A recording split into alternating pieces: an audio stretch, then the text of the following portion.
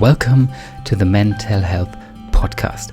I'm Tim and I invite you to join me to talk about men's mental health. Before we begin, a brief disclaimer. I am not a mental health professional in any shape or form. I'm just a man who wants to share his own journey and discovery of mental health. This is episode 1 and I've just hit record for the 7th time, so let's hope this one sticks. Well, let's jump right into it. Men's mental health is a very important and yet unfortunately very little talked about topic. And for various reasons I will address more within the next episodes. But you can also find more information on the website men-tell-health.com. When men's mental health is talked about, it is unfortunately quite often during a conversation about the mental health of other groups, usually minority groups, because a lot of men feel that or find it difficult to navigate their own space in a world that has maybe changed a bit too quickly for their liking. So let's create this space to talk about men's mental health. But why, again, is that so important to give this space? To put this into perspective, it can be helpful to look at some of the statistical facts that are out there about men's mental health. The data I'm providing comes from the Men's Health Forum, from a survey done in 2016 and 2017. Many of the numbers I'm about to talk about apply to the majority of Western countries, and it can be reasonably assumed, that post-pandemic, quotation marks, those numbers will have been exacerbated. Now, why is talking about men's mental health important? Well, number one, over 3/4 of people who kill themselves are men. 3/4. Men report significantly lower life satisfaction, and especially between the ages of 45 and 59, they are the age group and the gender, or sex I should say, that is the least satisfied with their life. Almost 3/4 of people that go missing are men. Almost 90% of rough sleepers are men. That is people that sleep on the street, that do not have a permanent home, sleep in shelters. Men are almost 3 times more likely than women to become alcohol dependent, and are 3 times more likely to use drugs and die because of that illegal drug use. Almost 95% in the UK, and similarly with 1 or 2% less in the US and Germany, of the population in prison is made up by men. Men are nearly 50% more likely to be detained and treated compulsory as psychiatric inpatients. Men commit almost 86% of violent crimes. Of course, there is a discussion to be had how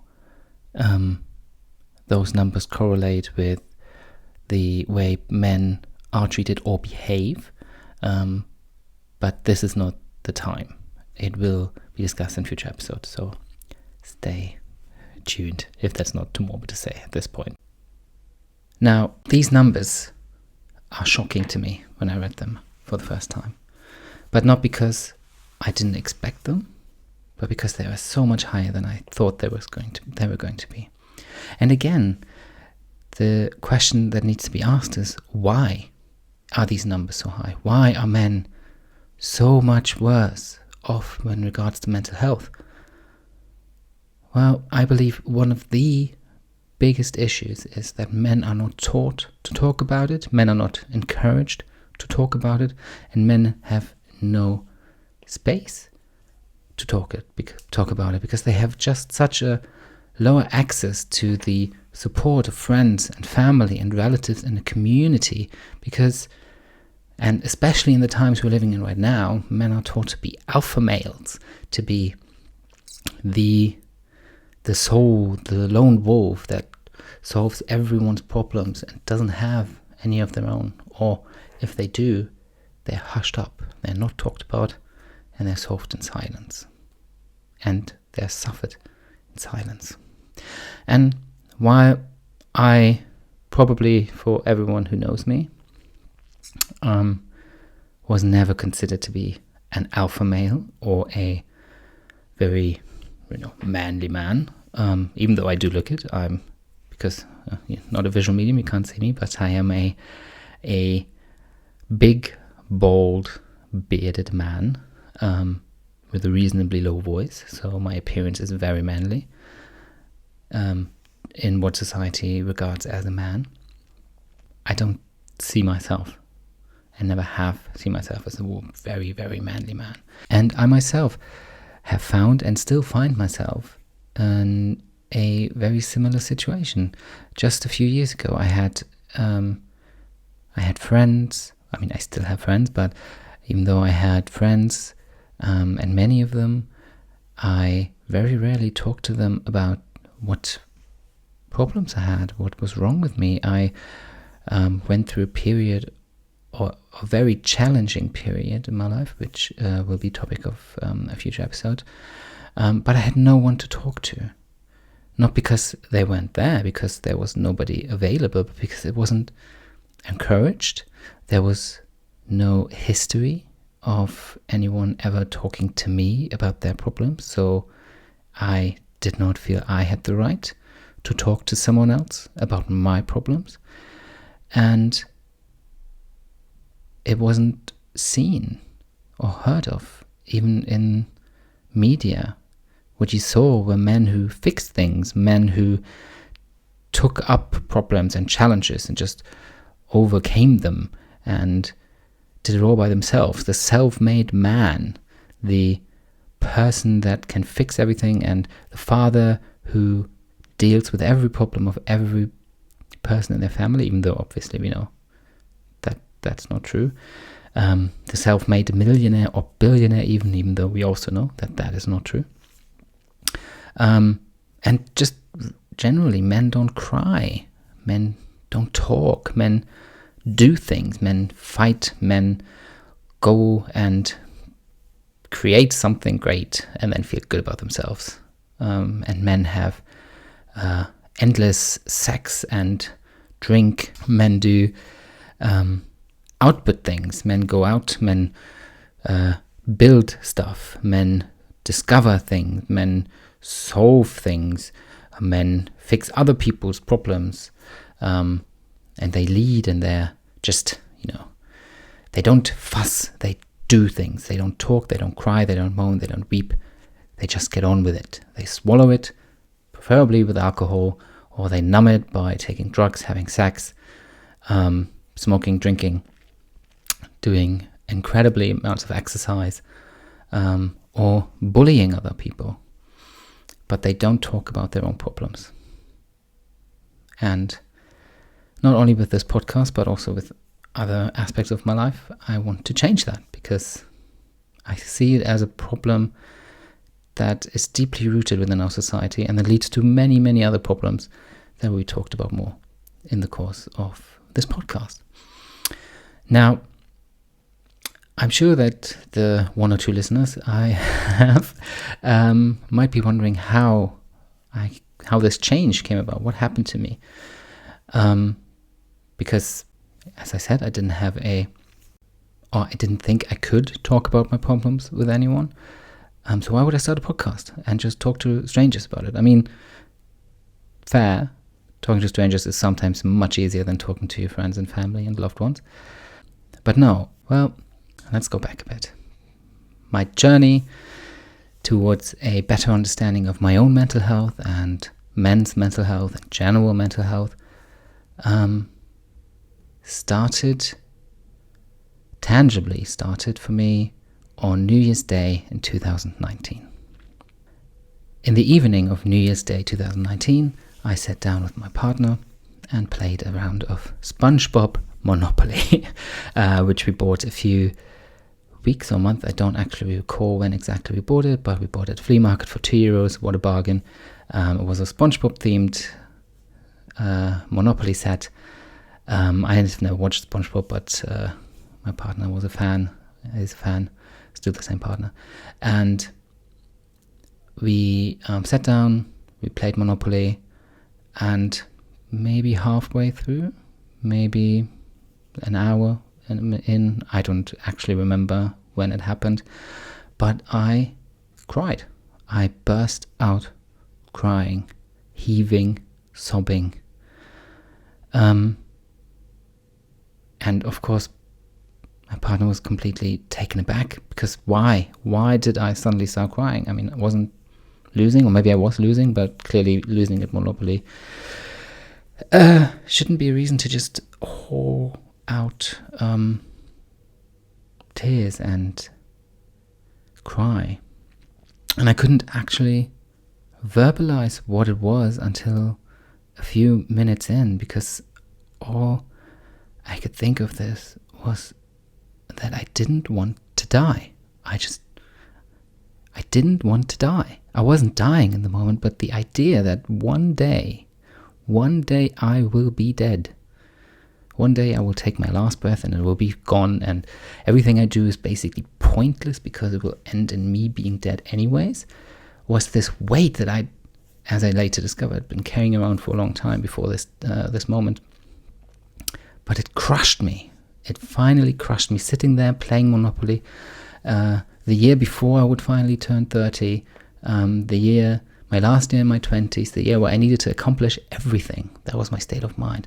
Not only was I going to die at some point, but I hadn't accomplished anything that I wanted to accomplish by that time, or thought I needed to accomplish, because society had told me to accomplish this. And I felt this weight inside me and this sadness that was accompanied by despair and yet nothing. I felt sad and nothing at the same time. And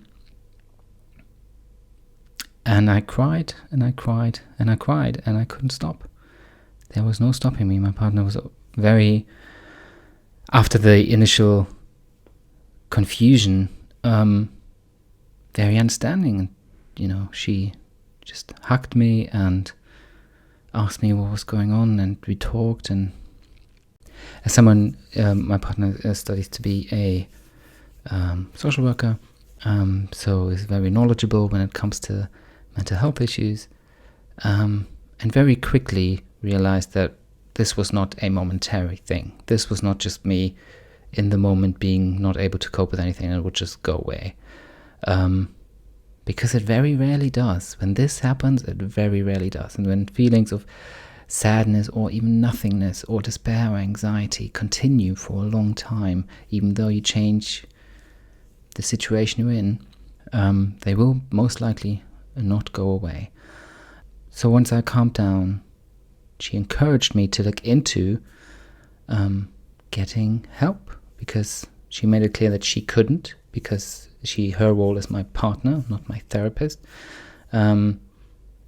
Like, my role is not to fix everything and not to take the burden of everything on me, but it's, a different story. She encouraged me to get help, to look into therapists, and because I had the luck or the fortune to have been introduced to therapy early in my life, as a child when we moved a lot and I had difficulties integrating, and my mother wanted to know why. So I went to a child therapist for a few sessions. And also a few years earlier, I had trouble sleeping, though was a very... the issue I actually had I was suffering from was not my lack of sleep, but something else that will come about in a future episode, so stay tuned. Keep you interested. I went for 3 sessions at a therapist before. I live in Germany. I'm German, and in Germany you have the possibility, if you are insured with a public health insurance. We have a 2-tiered insurance system in Germany where it's private and public. Private is if you are either it depends on how much money you make and how you're employed in different circumstances, but I'm publicly insured, and with this insurance I have the opportunity to go to therapy and have the therapist, after 3 sessions, evaluate whether or not it would be a good idea for me to have long-term therapy or not. And at that time, the therapist, after the 3rd session, said that it might not be necessary. So I didn't have any further therapy at that time. It was 3 years before the Monopoly evening, as we've come to refer to the moment, the New Year's Day. Yes, she encouraged me to get therapy, and even though I did have previous experiences with therapists, I was hesitant, because how would a therapist help me? I mean, the therapist couldn't change the fact that I was going to die. The therapist wasn't going to change the fact that I was going to turn 30 within a year. 13 or 13. Therapist wasn't going to change the fact that for the past 29 years, or 28, 29 years, math, weird, I hadn't done all the things I wanted to have done by that time in my life. I hadn't achieved all the things that society said I would have needed to achieve by that time. Wouldn't have made me financially more stable, wouldn't have made me finish my degree earlier, wouldn't have made me the person I thought I had to be, because I thought I wasn't the person I wanted to be at that time. Which made it very difficult at first to see any benefit I would gain from therapy. Especially since, now I had verbalized these fears for the first time. I had spoken to someone that loved me and was understanding and was supportive, and it didn't go away. So I've done something I had never done before, something that, you're told offhand to, talk about your problems, then it would be better. So I had done all that, I thought, but it still hadn't been better. It still didn't fix it in an instant. So how would a therapy do it if therapy would just do the same? I would sit with a therapist and talk about what's going on, like I did then. And the therapist would just listen and probably ask me questions and probe. And I would have to, tell them embarrassing stories about me and tell them the fears of being a complete and utter failure.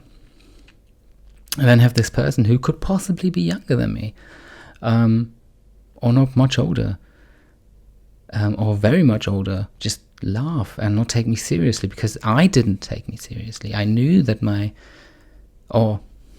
didn't know that what I was feeling was not valid. It was not a valid fear, but I wanted it to be, because everyone had the same problems. I wasn't different. I wasn't worse off than anyone. I was better off than most people in the world. And I was very aware of the privilege I was living. I'm living in a Western country. I had a roof over my head. I had food on my table. And I had struggled with, affording my life. But still, I was living in a society that had the social constructs going on, or a social support system that wouldn't have let me just starve. Hopefully. Well, we see now how that may not be the case anymore. Anyways, I'm going off topic, which will probably happen more often in this podcast. So if you can't deal with that, I am very sorry. Just use the forward button until I'm at a point where you can listen to me talking about topic again. Anyways, so much about that. I was at a point where I knew something needed to change, but I didn't want to do the work because I didn't think it would actually work. And why did I know something had to change? Because you may now want to call me out and say, but I didn't really want to do it, and I didn't actually think anything was wrong.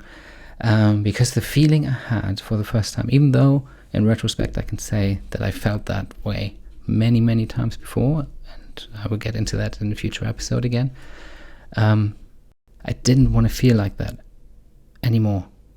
I wanted the feelings to stop, because the feelings I knew was gonna do bad things to me.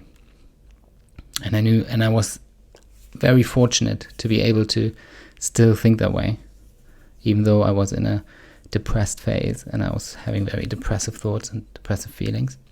I was fortunate enough to still have being not entirely overwhelmed by these feelings, which I later was, and at some point in my life had been. But at that moment I wasn't, and I could still think that I want help and I wanted to change. And that was a very important catalyst that needs to happen. Because if you do not want to change, if you do not want to do the work, it is very difficult for anything to be better. And that is not to say that it is not difficult, or that the hesitancy and the feeling of despair and the feeling of nothing will ever change is not valid, because it is. But nobody can fix it for us. We have to fix it ourselves. And how I fixed or didn't fix anything will be the topic of next week's episode. For now, I thank you all for listening. This was the first episode. And I've planned a 10-episode arc of my journey and the things that were going on with me. But after that, I would very much like to talk with my listeners, with you, about you and what's going on with you, and what do you think about my journey, what do you think about your own journeys, where you are in your journeys, what do you think about men's mental health, anything that comes to mind, anonymous of course. Please email me at the email in the show notes, and I'm looking very much forward to hearing from you. Until then, thank you again for listening. If you liked the episode, if you want this to continue, please rate the podcast. It helps a lot. Share it with your friends and family and anyone you think could benefit from hearing and talking more about men's mental health. And I see you again next week. Well, I won't see you. I'll hear you next week. Goodbye.